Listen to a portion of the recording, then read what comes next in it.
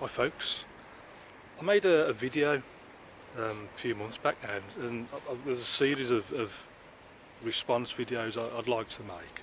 But I meant to answer these ages ago, but unfortunately I'm only just getting round to them. But the video was how often are you satisfied with your paintings?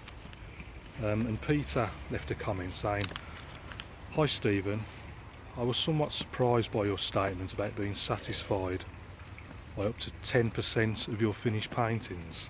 I can't believe that as an accomplished artist you would ever be 100% happy on a personal level with any finished piece.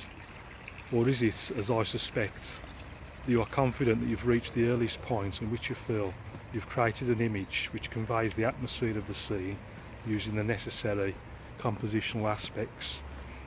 I'd consider your comments on this to be very beneficial for beginners, to help them understand how to avoid the dreaded fiddling point or leave the work simply unfinished."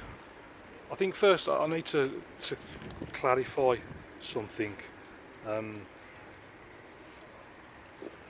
say I was only happy with about 10%. The reason being, I got to a point where I was just videoing everything I was doing, with the commentary as well. The problem with this is I tend to stay within my comfort zone when I'm videoing. The only time I can really experiment and develop and learn new things is when I'm not filming, and I just wasn't doing that. I did a video on my Patreon page the other day. Just sit over at patreon.com/Stephen Crowley, where I just focused 100% on the painting. I didn't do a commentary, I just videoed it, but I didn't worry about speaking to the camera. I only did it before and after the painting was finished. Now when I do it like this, I'd say I do become a lot more satisfied with the paintings, simply because I haven't got the distraction of the camera. It's so much more easy to concentrate and focus on what I'm doing when I haven't got to do a commentary. I thought there'd be longer breaks where I'm sitting and pondering over what to do, but I found there tends to be not that many breaks really, because even when I'm not filming and just focusing on the painting, I don't actually stop that much. I still prefer to work as quickly as possible because I find that the painting just works better. So moving forward, I think I'd like to do a mixture. Some videos where I continue doing the commentary as I've done traditionally, but also a few paintings where I don't do a commentary, where I can experiment more and be more adventurous and try and learn more. Peter's comments, I can't believe you would ever be 100% happy as an accomplished artist. I mean, I'm not a professional artist. I mean, I'd say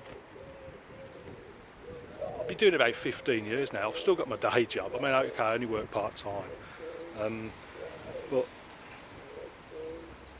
the one I did when I wasn't doing the commentary, I was fairly happy with, and I've done a few recently where I have been pretty happy. I'd say about close to 90%, if not 100. Pretty close to 90. But as I say, the 10% would be the ones where I've been videoing. I should have made that clearer. Yeah, I mean the other points Peter's making about at what point do you stop and avoid the dreaded fiddling. I generally, and I've said this before, what I tend to do is when I think I've finished, I'll go and stand as far away from the painting as I possibly can, look at it from a distance, and what I'm mainly looking for are the main shapes and contrasts. If I can see nice contrast, lots of lights and darks, and I can make out what I'm trying to portray from a distance, or even if you do it as a thumbnail, if you take a photograph, if you can't stand far away, take a photograph and look at it as a tiny little thumbnail. It's the same sort of effect. If it looks good from a distance, then you're pretty much there. If I can't make out the main shapes, then I know it needs a bit of tinkering with either the tonal values or whatever.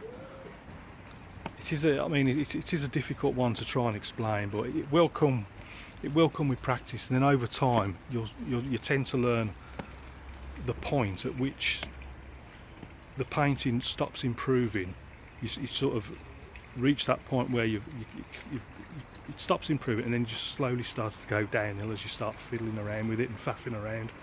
It will come with practice. It just takes a bit of experience. You know, don't expect to have it after, you know, just a couple of weeks of painting. It takes a while. I try and paint every day to keep improving. So thanks for your comments, Peter. I hope I've made some attempt to try and explain my processes and thoughts and whatnot. So until next time, keep practicing. Happy painting.